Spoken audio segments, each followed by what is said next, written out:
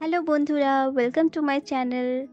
যারা একদম রিচ খাবার পছন্দ করেন না আর তেল মশলাটাও কম খান, আজকের রান্নাটা তাদের জন্য। আজ বানাবো আমরা মাটন কারি। তাহলে চলুন শুরু করা যাক।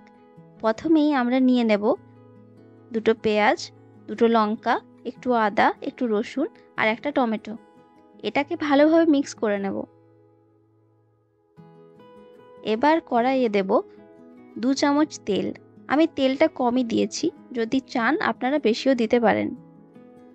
এতে আমরা মশলার পেস্টটা দিয়ে দেব। একটু ফুটে গেলে তাতে দেব স্বাদ মতো নুন, হাফ চামচ হলুদ, হাফ চামচ ধনে গুঁড়ো, হাফ চামচ জিরে গুঁড়ো, হাফ চামচ লঙ্কা গুঁড়ো। এটা অপশনাল, আপনারা চাইলে লঙ্কা গুঁড়োটা স্কিপও করতে পারেন। এবার মশলাটাকে ভালোভাবে মিক্স করে নেব আর ঢাকা দিয়ে রেখে দেব 5 মিনিটের জন্য।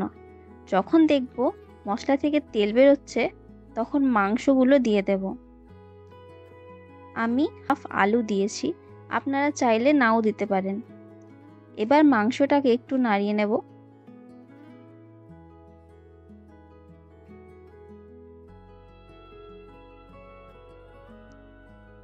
তাতে দেব একটু জল।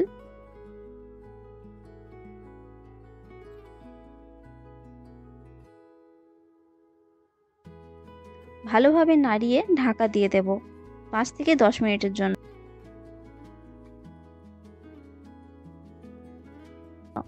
যখন দেখব মশলাটা রান্না হয়ে গিয়েছে আর মাংস থেকেও তেল বেরোচ্ছে,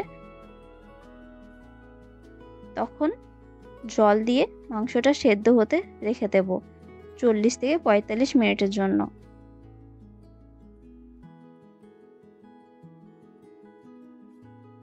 তাহলেই তৈরি আজকের মাটন কারি। এটা জলদি তৈরি হবে আর খেতেও ভালো লাগবে। খান, খাওয়ান, খুশি থাকুন।